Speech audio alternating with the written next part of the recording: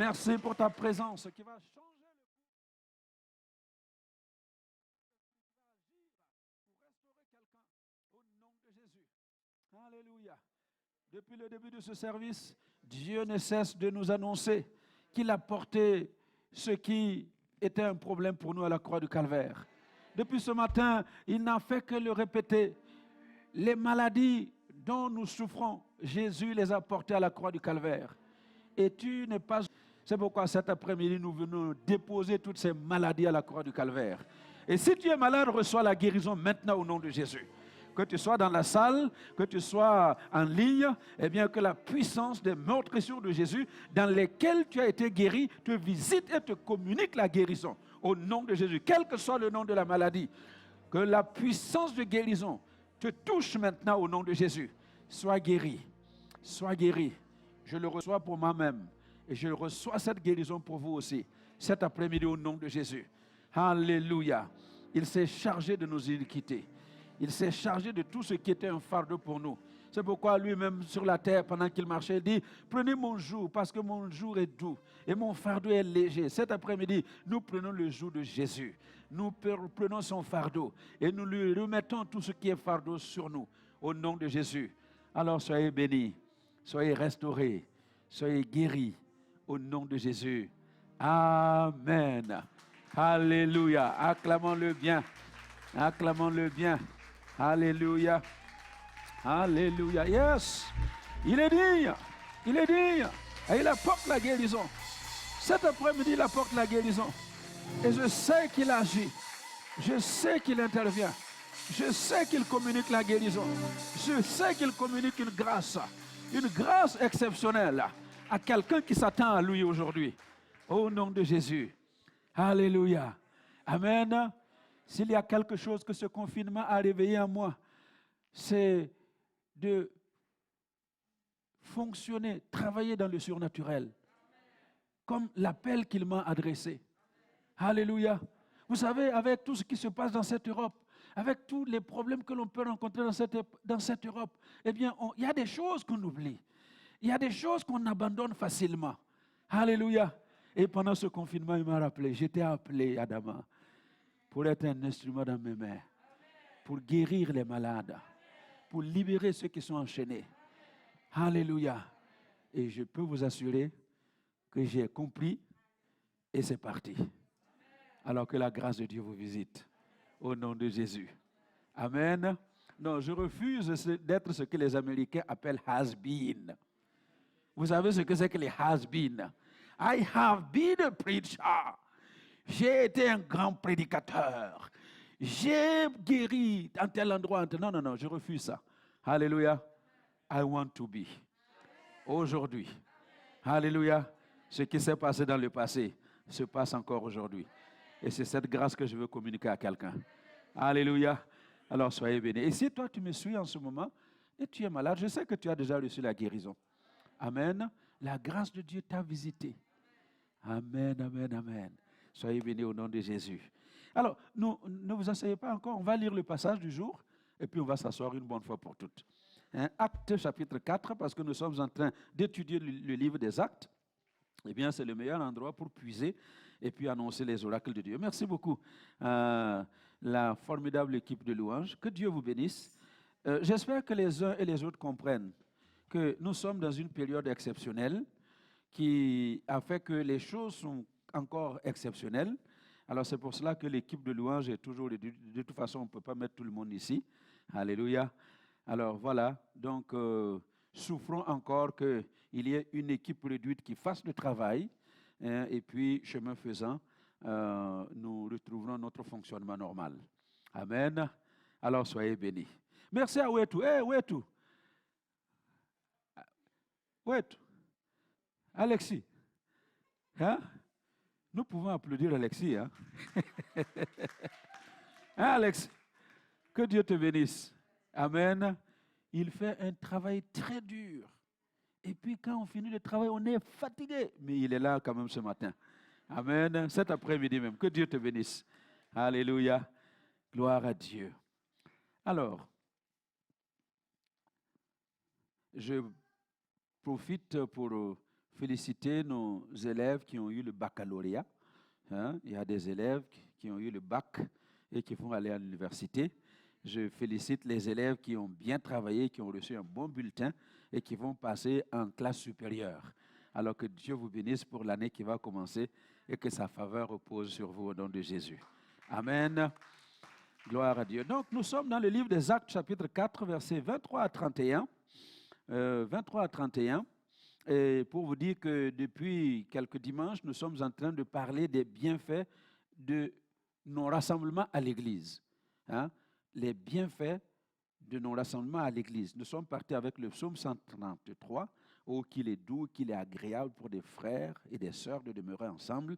On a commencé avec cela et nous avons continué à expliquer les bienfaits de la communion fraternelle. Quand nous nous retrouvons, comme le psaume 133 le dit, dans l'Église, nous venons pour vivre une communion fraternelle ensemble.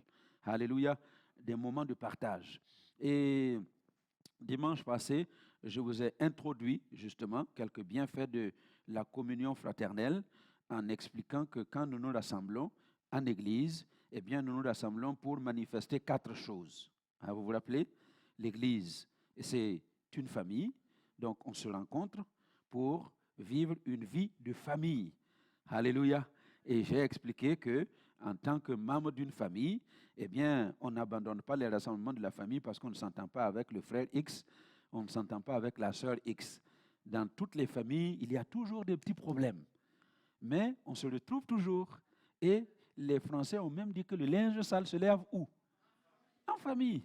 Donc, c'est pour ça, c'est très important de réaliser que quand nous venons en rassemblement comme ça, nous venons dans le cadre d'une famille.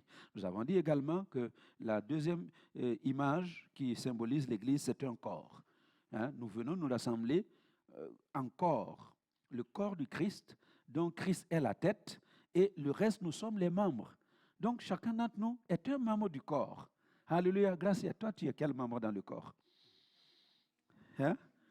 Tu sais, la bouche. Toi, tu es une bouche. Voilà. Alléluia. Liliane, toi, tu es quel membre dans le corps?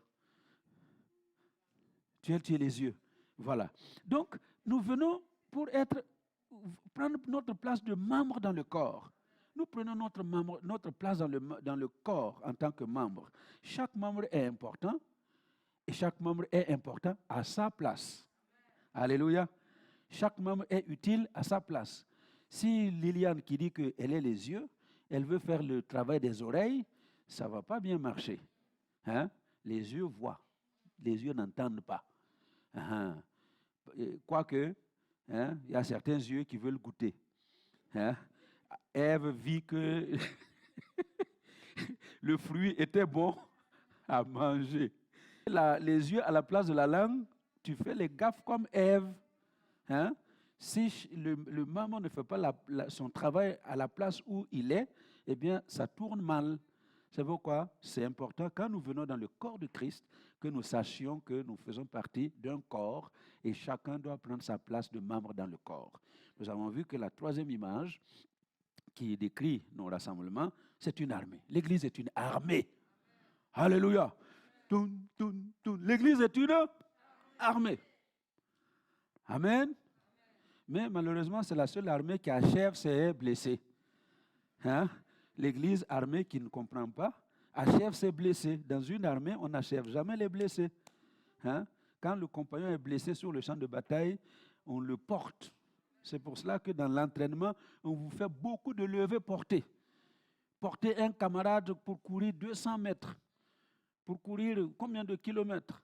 Parce que si la guerre arrive et puis il est blessé, on ne va pas le laisser sur le champ de bataille. Mais l'Église, c'est l'armée qui achève ses blessés. Et tu n'as pas appris que l'autre là, il est tombé. On va l'achever. Que Dieu nous aide à comprendre que quand nous venons ensemble, comme ça, nous venons en tant qu'armée pour obéir aux ordres d'un chef. Et notre seul chef s'appelle Jésus. C'est le général en chef. Alléluia. Notre général en chef s'appelle Jésus. Et il m'a établi comme le chef de l'armée de El Shaddai. Alléluia. Voilà, je suis son petit chef d'état-major à El Shaddai. Mais le grand chef, c'est lui. Alléluia. Maintenant, si les soldats que vous êtes, vous n'obéissez pas aux ordres du petit chef d'état-major, eh bien, c'est une armée en débandade, c'est une armée qui va aller à la faillite. Alléluia.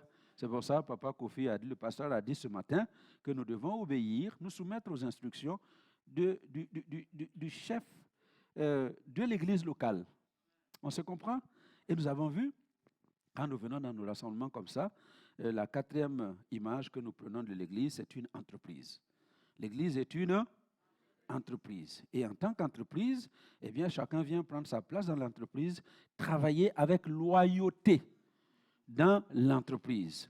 Et j'ai apprécié ce que Pasteur Kofi a dit encore ce matin, c'est que on ne peut pas suivre 2 maîtres à la fois. Hein? Littéralement dit, on ne peut pas être sous la responsabilité de 2 pasteurs à la fois. Allô?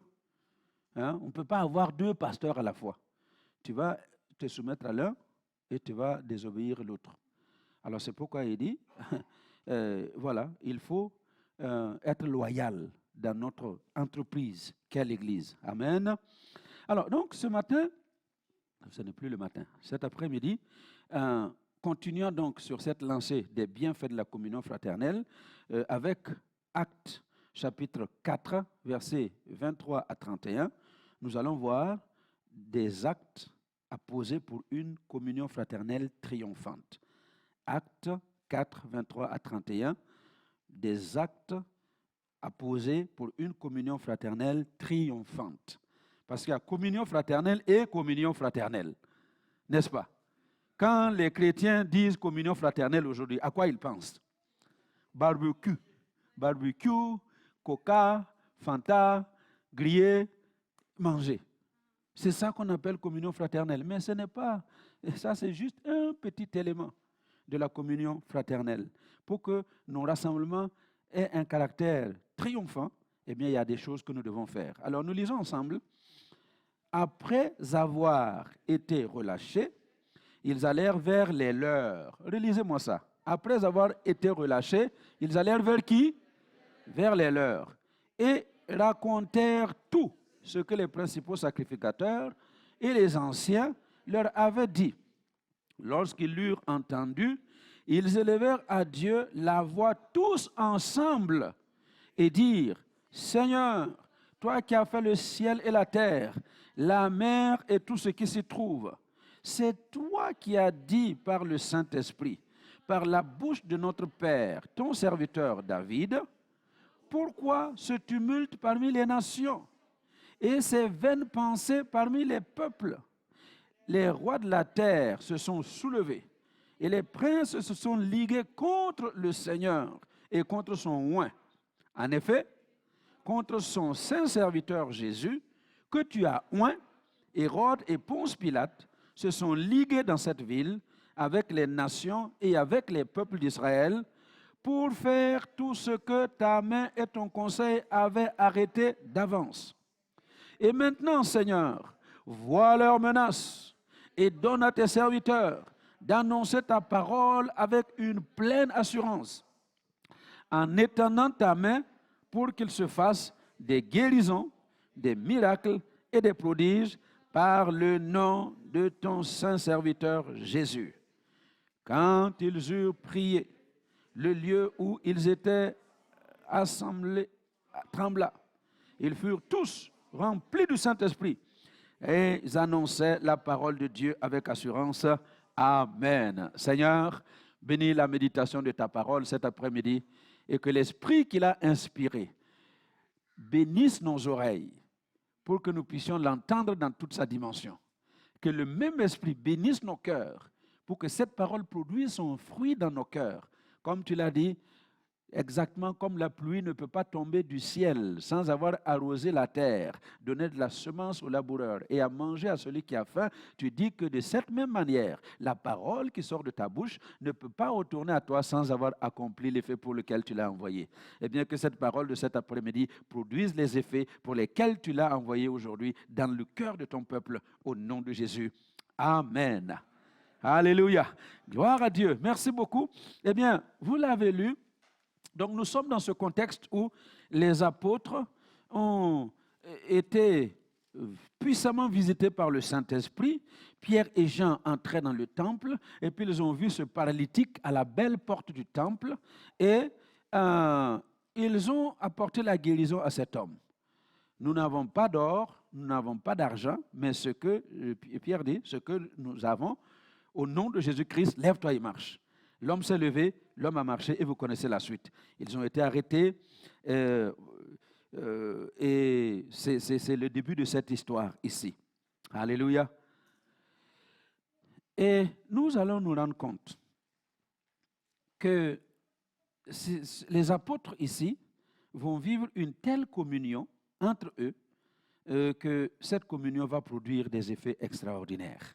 Alléluia. C'est ce que j'appelle une communion fraternelle triomphante. Si vous voulez, vous pouvez aussi aller dans le sens de comment réagir face au danger. Comment réagir face au danger. Ils ont été confrontés à un danger, mais alors un grand danger. Et ils ont eu un comportement, ils ont eu des attitudes, ils ont eu des actes à poser quand ils se sont retrouvés face à ce danger-là. Alléluia. Alors, quelle est la première chose qu'ils ont faite ici? La première chose que les apôtres ont faite, vous avez lu avec moi, après avoir été relâchés, ils allèrent vers les leurs. La première chose qu'ils font, c'est de rechercher la présence des leurs, ce que j'appelle rechercher la présence des siens, des miens. Alléluia. Quand vous vous retrouvez dans le danger, il faut apprendre à rechercher la présence des nôtres. Il dit vers les leurs. Quand ils ont vécu ce qu'ils ont vécu, ils n'ont pas été vers n'importe qui. Vous savez ce qu'ils ont vécu, hein? On les a arrêtés, on les a frappés, on leur a dit de ne plus prêcher au nom de Jésus, et puis ils sont partis. Mais ils ne sont pas allés vers n'importe qui. Ils ne sont pas allés n'importe où. Ils ont cherché l'endroit où se trouvait ce que Luc appelle les leurs. Les leurs, ce sont des gens qui leur étaient chers. Les apôtres, leurs compagnons d'œuvre, ceux avec qui ils pouvaient parler. Et vous verrez par la suite qu'ils ont tout dit. Ils ont tout exposé. Alléluia.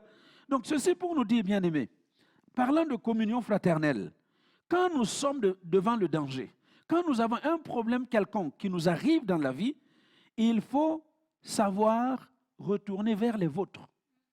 Alléluia. Et les leurs, c'est qui? Il faut savoir vous tourner vers celui qui est pour vous. Alléluia. Je dois savoir qui est pour moi et qui est contre moi. Dans la vie, que Dieu nous donne des yeux pour voir les gens qui sont pour nous et les gens qui sont contre nous. Alléluia. Parce que quand vous êtes dans le danger et vous vous tournez vers les gens qui ne sont pas pour vous, vous allez tomber dans ce que les Français appellent la gueule du lion. Vous connaissez l'expression, hein? Je suis entré dans la gueule du lion. Alors, c'est très important donc, quand ils sortent, ils apprennent à discerner vers qui nous pouvons nous tourner. Alléluia. Vous vous rappelez, plus tard dans Actes chapitre 12, quand Pierre va être libéré par l'ange et qu'il va voir la dernière porte s'ouvrir devant lui, quand il sort, la Bible dit, l'ange disparut et il réfléchit, où est-ce que je vais aller? Il va vers les siens. Alléluia. Et c'est très important que tu saches vers qui tu peux aller quand tu es dans des problèmes, quand tu es face au danger. Alléluia. Il faut savoir. Amen. Parce que tous ceux qui se présentent devant toi aujourd'hui ne sont pas forcément pour toi. Amen. Même dans la famille, même dans votre propre famille biologique, vous ne pouvez pas dire que tout le monde est pour vous. On ne peut pas le dire. Dans certaines familles, il y a la sorcellerie à fond la caisse.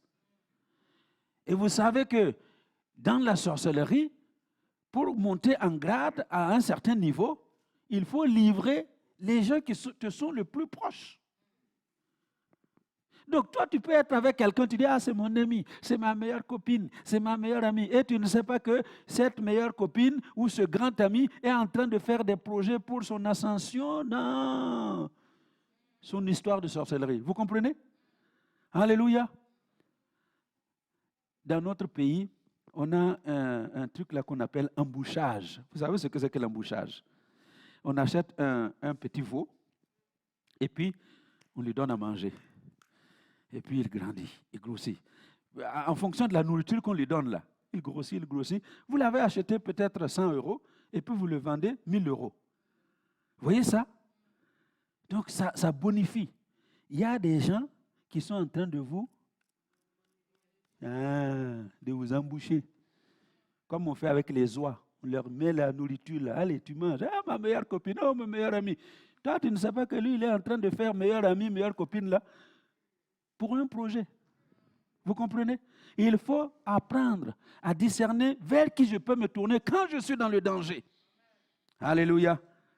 Et ça, c'est une chose, c'est un acte à poser. Si nous voulons vivre une vraie communion fraternelle, la communion fraternelle, ce n'est pas avec n'importe qui. Alléluia. On peut se rencontrer à l'église, on peut se rencontrer dans des rassemblements. Oui, on est ensemble, mais on est juste ensemble physiquement. On n'est pas ensemble dans l'esprit. La communion fraternelle, c'est trouver les gens avec qui tu peux être ensemble dans l'esprit. Tu peux être assis à côté d'une personne, mais dans l'esprit, vous n'êtes pas ensemble. Et c'est ça qu'il faut apprendre. C'est le premier acte à poser. Est-ce qu'on se comprend? Alors, et les apôtres, Pierre et Jean, quand ils ont été face au danger, ils sont sortis et ils sont allés vers ceux qui étaient ensemble avec eux dans l'esprit.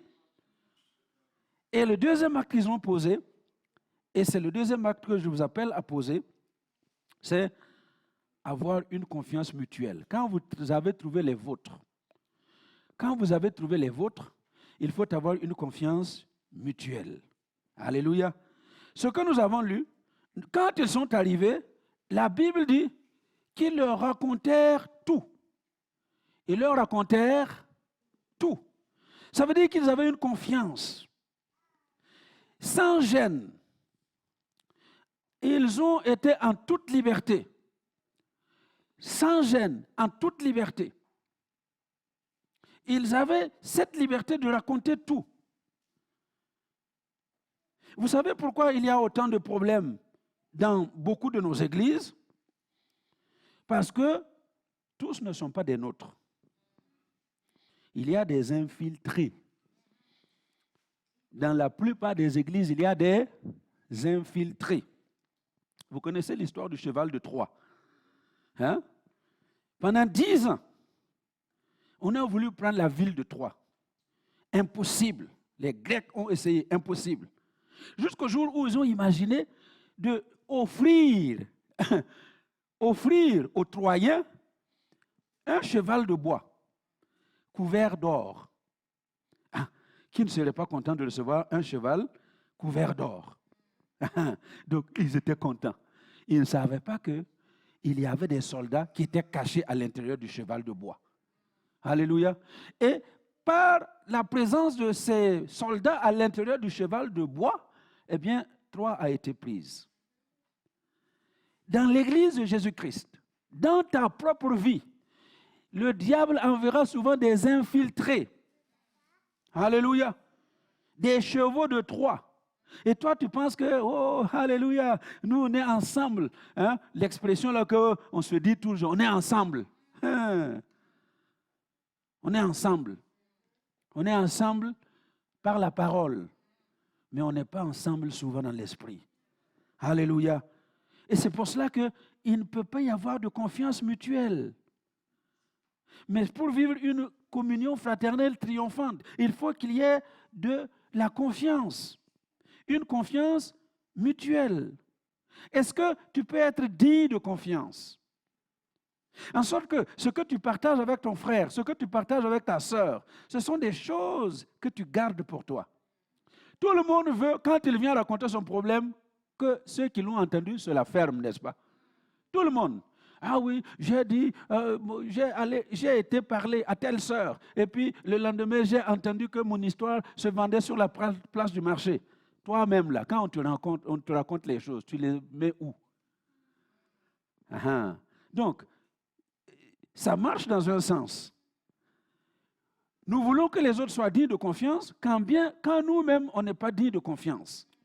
Et que le Seigneur nous aide. Si nous voulons vivre une communion fraternelle triomphante, il faut apprendre à être digne de confiance.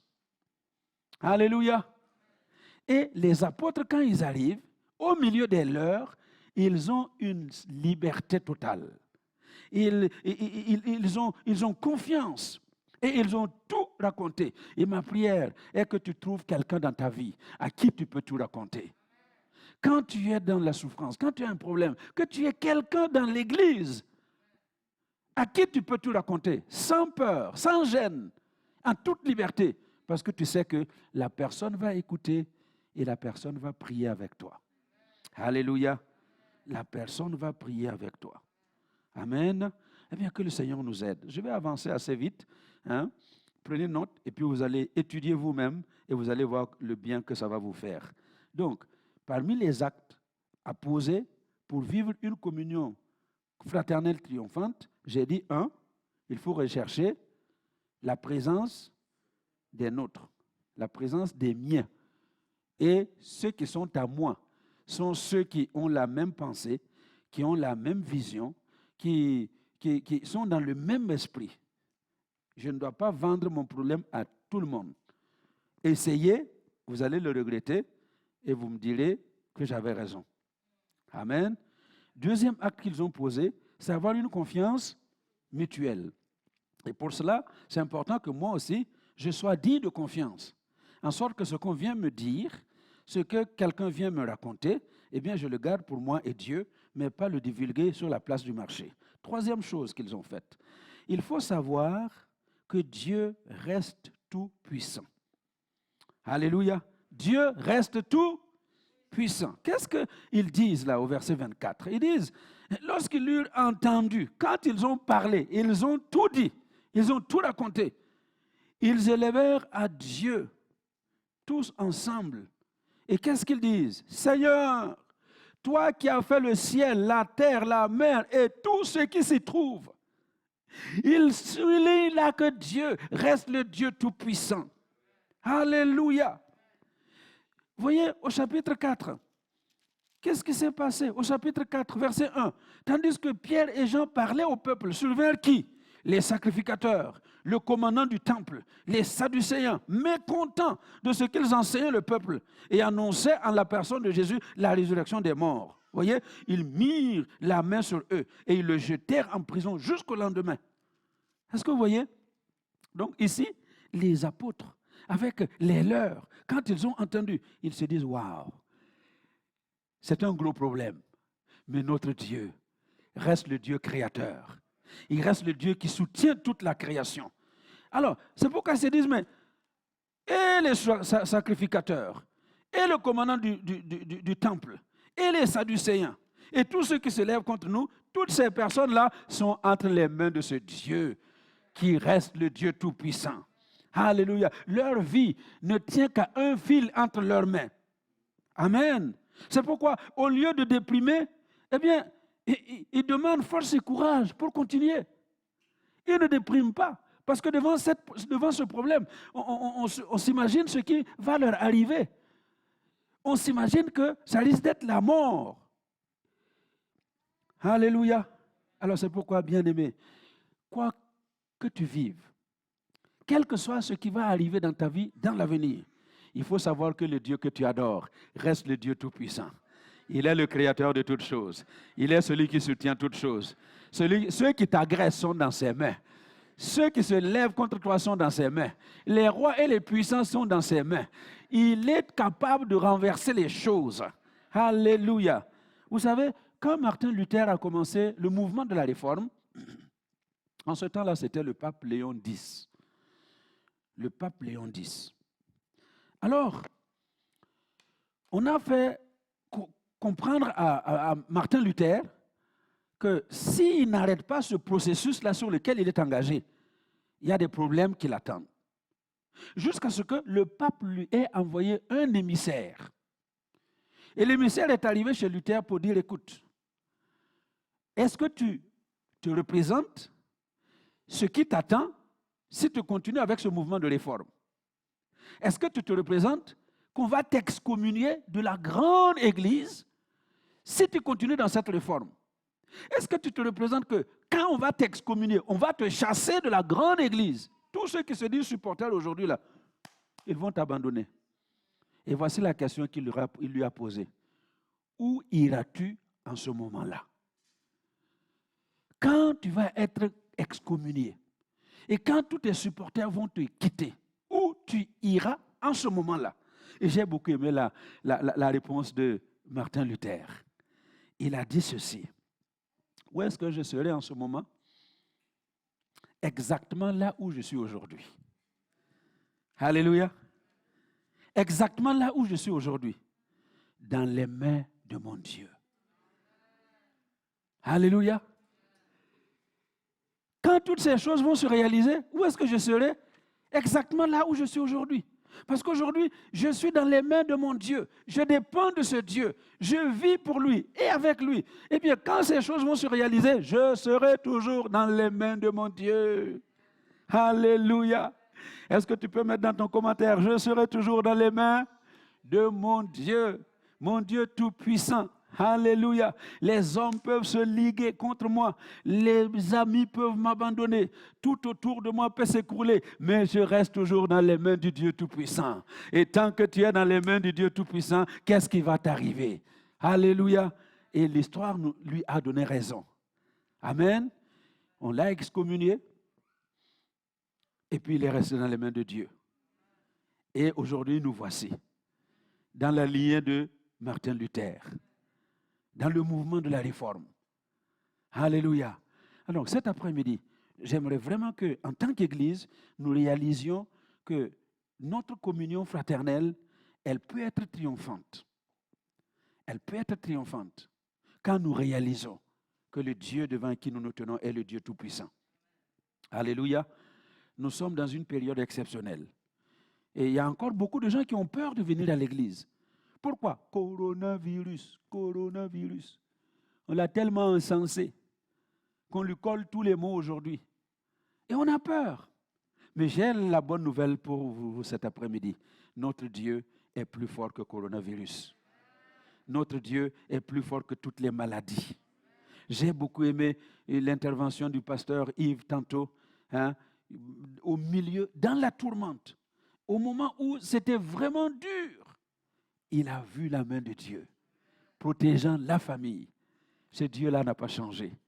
Alléluia. 1000 vont tomber à ta gauche, 10 000 à ta droite, tu ne seras pas atteint. Moi, je crois dans cette parole.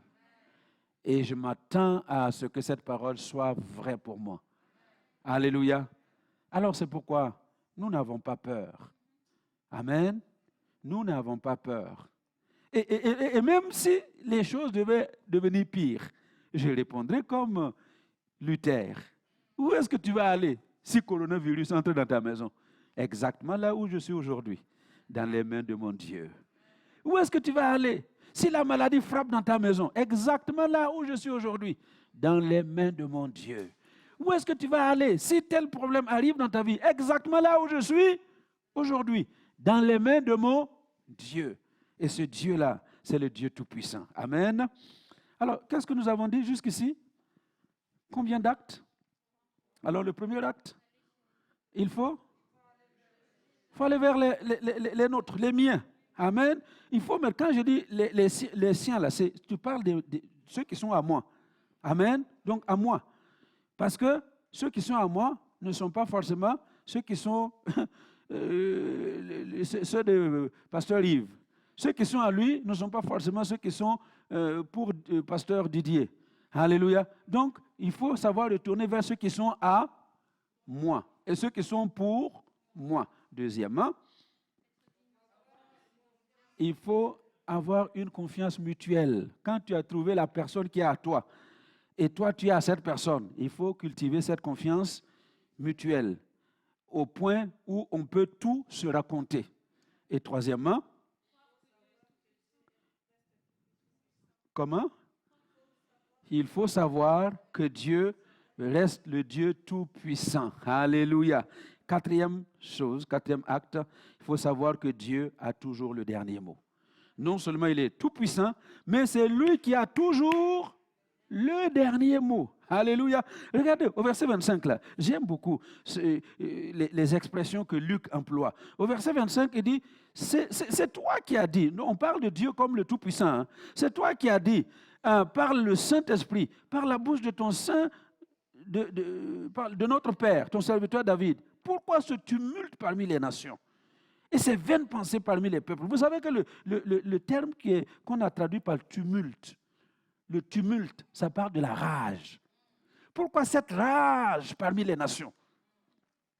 Pourquoi sont-ils comme des chiens enragés contre ton saint serviteur Jésus? Pourquoi sont-ils comme des chiens enragés contre ton Église, contre tes serviteurs? La rage, ça parle des hennissements d'un cheval fougueux. Vous savez, un cheval fougueux qu'on essaie de dresser. Quand on prend un cheval dans la brousse, là, un cheval sauvage, et on veut le dresser pour faire des courses, on lui met le mors, on met les rênes. Il ne faut pas voir ce que le cheval fait. Il va sauter, il va ruer, il va secouer la tête, il va faire toutes sortes de mouvements. Il va tout faire pour refuser d'être dompté. Mais vous savez ce qui va se passer? Au bout du compte, il va être obligé de se soumettre, j'ai dit, à la discipline du mors et des rênes. Alléluia. Il va être obligé. Ce n'est pas de gaieté de cœur, mais il va être obligé de se soumettre. Quand nous étions jeunes au lycée, il y a un film que nous aimions beaucoup regarder, qu'on nous projetait là sur les, vous voyez, les trucs là qui tournent comme ça. Un cheval sauvage qui s'appelait Takilou. Je ne sais pas si vous, il n'y a pas quelqu'un de mon âge ici. Donc Takilou, c'est un cheval sauvage qu'on a arrêté dans la brousse et on essayait de l'entraîner pour être un cheval de course. Au début, c'était grave. Mais à un moment donné, Takilou a été dompté et il est devenu le champion de toutes les courses. Est-ce que vous voyez? Donc, ici, Luc nous fait comprendre, par la bouche là du serviteur de Dieu, David, que, en fait, la rage du cheval fougueux est domptée par le mors et les rênes. Il en sera de même pour les hommes. Les hommes sont comme enragés contre Dieu. Et aujourd'hui, ils défient Dieu. Ils se rebellent contre Dieu. Ils gesticulent. Vous entendez des paroles bizarres contre Dieu, comme ce cheval fougueux qui ne veut pas être dompté. Mais vous savez quoi? Au bout du compte, Dieu aura toujours le dernier mot sur chaque être humain. Dieu sortira toujours vainqueur. Alléluia. Je vous laisse un passage. Vous lirez dans Daniel 5, versets 18 à 21, cette histoire avec le roi Nebuchadnezzar. Nebuchadnezzar que Dieu a béni, Nebuchadnezzar que Dieu a établi, Dieu lui a donné toutes sortes de choses et à un moment donné, il est devenu comme ce cheval fougueux, enragé, en train de trépigner contre Dieu, de gesticuler contre Dieu, de se dresser contre Dieu. Et vous savez quoi? Dieu a parlé par la bouche de son serviteur Daniel. Tu vas aller en brousse. Alléluia. Tu vas manger l'herbe comme les vaches. Tes ongles là, ça va devenir comme les plumes des oiseaux. Tu vas rester là pendant des années. Et vous savez ce qui s'est passé? Ça s'est produit pour Nebuchadnezzar. Alléluia. Le fougueux, le cheval fougueux, s'est retrouvé là, dans la brousse, battu par la pluie, par les vents, partout. Et à un moment donné, c'est lui-même qui dit, la raison me revint. Alléluia. Vous savez quoi? Quand vous voyez quelqu'un de fougueux, moi j'aime beaucoup les gens qui insultent Dieu, qui ne veulent pas de Dieu là. Eux, ce n'est pas un trop gros problème pour les gagner. Mais les faux semblants, on n'est pas d'accord, on n'est pas contre. Donc, ces gens-là sont très difficiles à gagner. Mais quand vous trouvez quelqu'un vraiment fougueux qui dit « Dieu, je n'en veux pas », eh bien, c'est quelqu'un qui est vraiment sur la bonne voie pour se donner au Seigneur Jésus.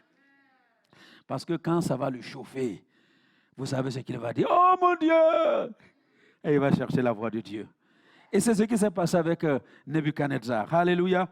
Au bout du compte, Nebuchadnezzar, c'est lui-même qui s'est écrié. Hey, non, il faut que je vous le lise. Je vous le lise. Nebuchadnezzar. J'ai dit Daniel 5, hein? Avec ces trucs-là en termes de Bible, c'est affiché. Hein? Mais vous risquez de ne pas afficher mon verset. Alléluia. Verset 21. Alléluia. Vous êtes là, Daniel 5? Hein? Alors, et qu'est-ce qu'il dit? Alors, nous sommes au verset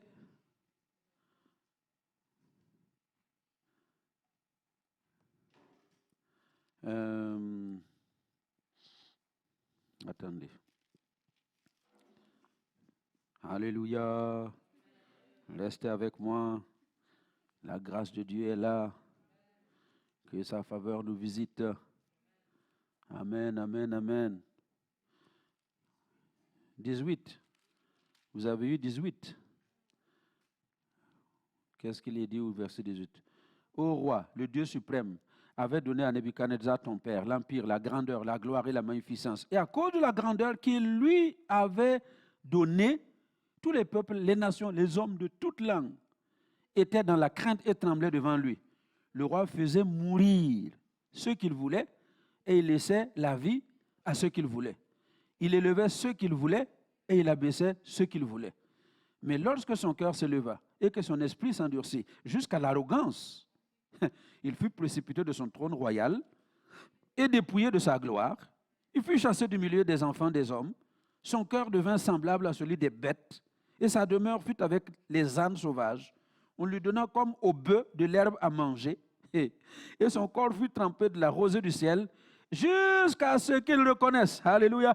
Le cheval fougueux, jusqu'à ce qu'il reconnaisse que le Dieu suprême domine sur le règne des hommes et qu'il le donne à qui il le plaît. Alléluia. Dieu aura toujours le dernier mot. Dieu aura toujours le dernier mot. C'est pourquoi, écoutez, quand dans votre vie, dans votre ministère, dans votre famille, il y a trop de choses qui se lèvent contre vous, trop de gesticulations, des paroles déplacées, des choses méchantes, ne vous en faites pas. Abandonne-toi entre les mains de Dieu, parce que c'est lui qui aura toujours le dernier mot. Alléluia.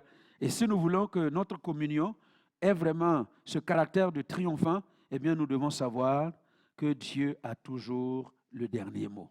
Laissez à Dieu la liberté de s'occuper de ceux qui vous en veulent, la liberté de s'occuper de ceux qui ne veulent pas de votre bonheur. Laissez à Dieu la liberté de s'occuper des autres. Vous, occupez-vous à chercher Dieu.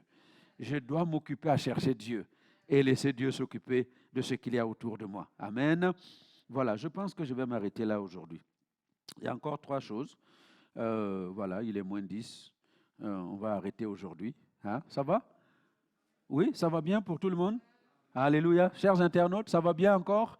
Eh bien, que Dieu vous bénisse. Donc, il y a des actes que nous devons poser si nous voulons vivre une communion fraternelle triomphante. Nous devons rechercher la présence de ceux qui sont à nous. Nous devons avoir une confiance totale, une confiance mutuelle les uns envers les autres. Et nous devons savoir que notre Dieu est tout puissant. Et savoir que Dieu a toujours le dernier mot. Alléluia. Eh bien, quand nous ferons ces choses-là, alors en ce moment, le psaume 133 va prendre corps dans notre vie. Alléluia. Ce qui est dit dans le psaume 133 deviendra réalité dans notre vie. Parce qu'au verset 2, il est dit, comme l'huile parfumée, répandue sur la tête d'Aaron, qui descend sur la barbe d'Aaron, et qui coule jusqu'au bord de ses habits. C'est comme la rosée qui descend de l'Hermon sur le mont Sinaï. C'est là que l'Éternel accorde sa bénédiction et la vie pour toujours. Alléluia. Si nous faisons ces choses, c'est exactement ce que nous allons vivre. Et bien que la main du Seigneur soit sur le peuple de Dieu et qu'il vous bénisse au nom de Jésus. Amen. Amen. Gloire à Dieu. Alors, je vous invite à vous lever et on va prier. Amen. Alors, si vous avez été touchés par le Seigneur pendant que nous avons prié, parce que j'ai dit que Dieu a visité des gens. Hein. Il y a des malades que Dieu a guéris. Amen. Si vous étiez en ligne et puis Dieu vous a touché, mettez un petit commentaire pour que nous puissions rendre gloire à Dieu, parce qu'il vous a touché dans votre corps. Vendredi soir, nous avons prié pour les gens qui étaient malades et j'ai reçu quelques informations que la grâce de Dieu a visité certaines personnes. Amen. Et si dans la salle, Dieu vous a déjà béni, gloire à son nom. Et s'il ne l'a pas encore fait, sachez que ce Dieu-là interviendra pour vous bénir au-delà de toute mesure. Seigneur notre Dieu, je te bénis pour ton peuple qui est là rassemblé. Ton peuple vient semaine après semaine. Et depuis ce temps où nous avons brisé le joug de l'ennemi sur la vie de l'Église. Nous l'avons dit et je le répète, ce qui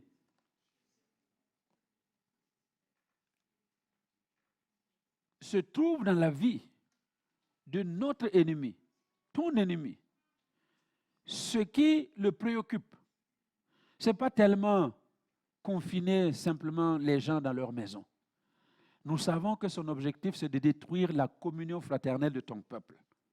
Parce que dans la communion fraternelle, quand ton peuple se rassemble, la parole déclare que c'est comme l'huile qui coule.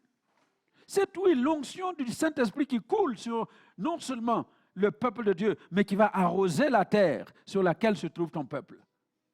C'est comme la rosée qui nous vient d'en haut, qui nous vient de la terre. Seigneur, le diable ne veut pas de cette communion fraternelle, mais au nom de Jésus, nous arrêtons la main du destructeur. Particulièrement sur Luxembourg, nous refusons qu'il y ait un nouveau confinement dans ce pays. Nous refusons que les cas de COVID-19 se multiplient dans ce pays. Nous arrêtons la main de celui qui veut détruire la vie de l'Église dans ce pays, au nom de Jésus, et nous proclamons la grâce de Dieu sur Luxembourg. La bonne santé au Luxembourg. Nous répandons le sang de Jésus dans les différentes communes du Luxembourg, dans les différentes villes. Nous répandons le sang de Jésus sur le gouvernement luxembourgeois. Nous répandons le sang de Jésus sur le grand-duc, sur la famille grand-ducale. Nous répandons le sang de Jésus sur l'ensemble des églises qui confessent dans ce pays le nom de Jésus. Nous répandons le sang de Jésus sur le peuple de Dieu, afin que le peuple de Dieu marche dans la victoire et connaisse des communions fraternelles triomphantes. Chaque fois que nous nous réunissons, que la grâce de Dieu visite ton peuple. Alors soyez bénis avec la faveur de Dieu qui vous accompagne tout le long de cette semaine. Au nom de Jésus. Amen. Alléluia. Nous l'acclamons. Avant de venir apporter ce que nous avons préparé, si vous avez votre offrande de dimanche, eh bien, je vous invite à vous avancer pour déposer en suivant les instructions du service d'ordre, service d'accueil, et nous allons nous séparer dans la bonne humeur.